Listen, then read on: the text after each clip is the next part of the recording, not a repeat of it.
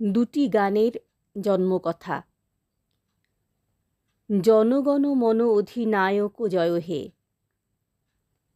জনগণ মন অধিনায়ক জয় হে, ভারত ভাগ্য বিধাতা। পঞ্জাব সিন্ধু গুজরাট মারাঠা, দ্রাবিড় উৎকল বঙ্গ, বিন্ধ্য হিমাচল যমুনা গঙ্গা, উচ্ছল জলধি তরঙ্গ।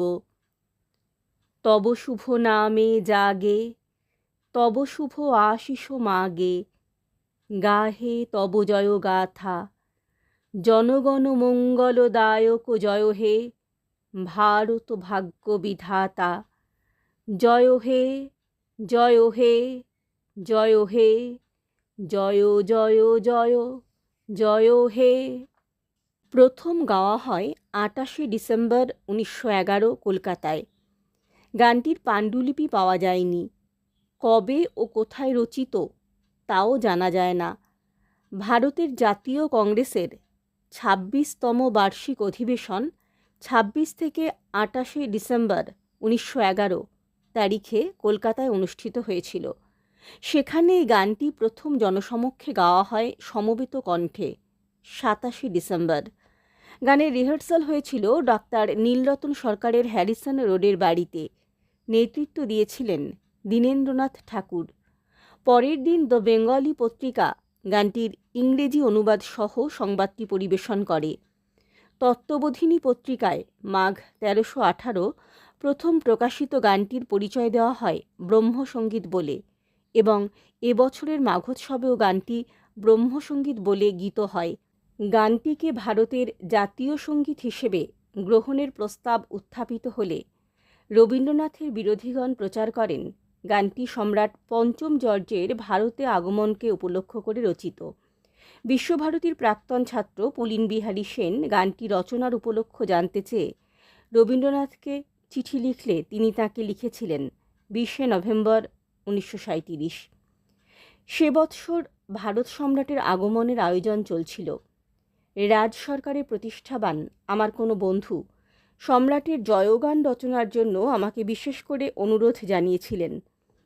শুনে বিস্মিত হয়েছিলুম। সেই বিস্ময়ের সঙ্গে মনে উত্তাপেরও সঞ্চার হয়েছিল।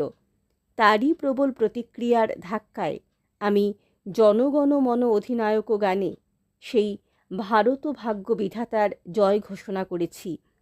পতন অভ্যুদয় বন্ধুর পন্থায় যুগ যুগ ধাবিত যাত্রীদের যিনি চিরসারথী, যিনি জনগণের অন্তর্যামী পথ পরিচায়ক, সেই যুগ যুগান্তরের মানব ভাগ্য রথচালক যে পঞ্চম বা ষষ্ঠ বা কোনো জর্জি কোনো ক্রমেই হতে পারেন না, সে কথা রাজভক্ত বন্ধুও অনুভব করেছিলেন। গানটি নিয়ে নানারূপ সাময়িক তিক্ততা ও ভুল বোঝাবুঝির সৃষ্টি হলেও রবীন্দ্রনাথ গানটিকে পরেও নানা উপলক্ষে ব্যবহার করেছেন। যেমন দক্ষিণ ভারত পরিক্রমায় বেরিয়ে ১৯১৯ সালে রবীন্দ্রনাথ গিয়েছিলেন মদনপল্লী। সেখানকার থিওসফিক্যাল কলেজের অধ্যক্ষ এবং রবীন্দ্রনাথের বন্ধু জেমস এইচ কাজিন্স তাঁর সম্মানে এক সভার আয়োজন করেন। সেই সভায় রবীন্দ্রনাথ গেয়েছিলেন জনগণ মন এবং এর নামকরণ করেন the morning song of India. সেই গানের সুর এবং অর্থগৌরব কলেজ কর্তৃপক্ষকে অভিভূত করেছিল।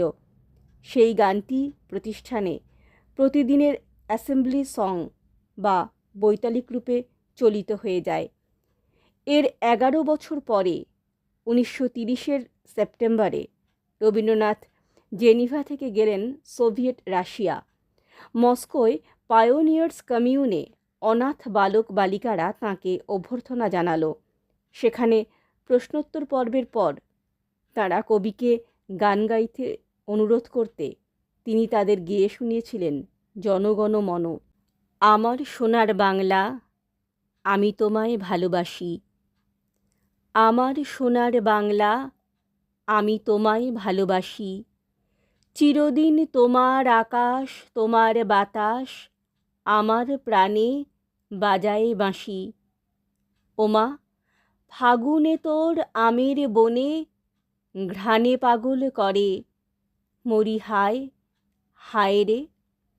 ওমা অঘ্রাণে তোর ভরা খেতে আমি কি দেখেছি মধুর হাসি, কি শোভা কি ছায়া গো, কি স্নেহ কি মায়া গো, কি আঁচল বিছায়েছ বটের মূলে নদীর কূলে কূলে। মা তোর মুখের বাণী আমার কানে লাগে সুধার মতো, মরি হায় হায় রে। মা তোর বদনখানি মলিন হলে ওমা আমি নয়ন জলে ভাসি। প্রথম গাওয়া হয় 25শে আগস্ট 1905। সরলা দেবী লিখেছেন তার জীবনের ঝরাপাতায়। কর্তা দাদা মহাশয় চুঁচুড়ায় থাকতে তার ওখানে মাঝে মাঝে থাকবার অবসরে তার বোটের মাঝির কাছ থেকে অনেক বাউলের গান আদায় করেছিলুম। যা কিছু শিখতুম তাই রবি মামাকে শোনাবার জন্য প্রাণ ব্যস্ত থাকত। তার মতো সমজদার আর কেউ ছিল না। যেমন যেমন আমি শোনাতুম অমনি অমনি তিনি সেই সুর ভেঙে কখনো কখনো তার কথাগুলিরও কাছাকাছি দিয়ে দিয়ে এক একখানি নিজের গান রচনা করতেন। কোন আলোতে প্রাণের প্রদীপ, যদি তোর ডাক শুনে কেউ না আসে, আমার সোনার বাংলা প্রভৃতি অনেক গান সেই মাঝির কাছ থেকে আহরিত আমার সুরে বসানো। প্রশান্ত কুমার পাল অনুমান করেছেন বঙ্গভঙ্গের নির্দিষ্ট তারিখটি জানতে পারার তাৎক্ষণিক আবেগে গানটি রচিত হয় ও ভক্তদের সূত্রে সমগ্র কলকাতায় ছড়িয়ে পড়ে। রবীন্দ্রনাথ তখন সপরিবারে গিরিডিতে। এখানে বসে তিনি 22-23টি গান রচনা করলেন, যেগুলি আজ স্বদেশী গান নামে পরিচিত। বঙ্গভঙ্গ আন্দোলনের পরিপ্রেক্ষিতে এই গানগুলি সে সময় বিপুল উদ্দীপনার সঞ্চার করেছিল। 1971 সালে স্বাধীন বাংলাদেশ রাষ্ট্র স্থাপিত হলে গানটির এই প্রথম 10 পংক্তি সেখানকার জাতীয় সঙ্গীত হিসেবে গৃহীত হয়েছে।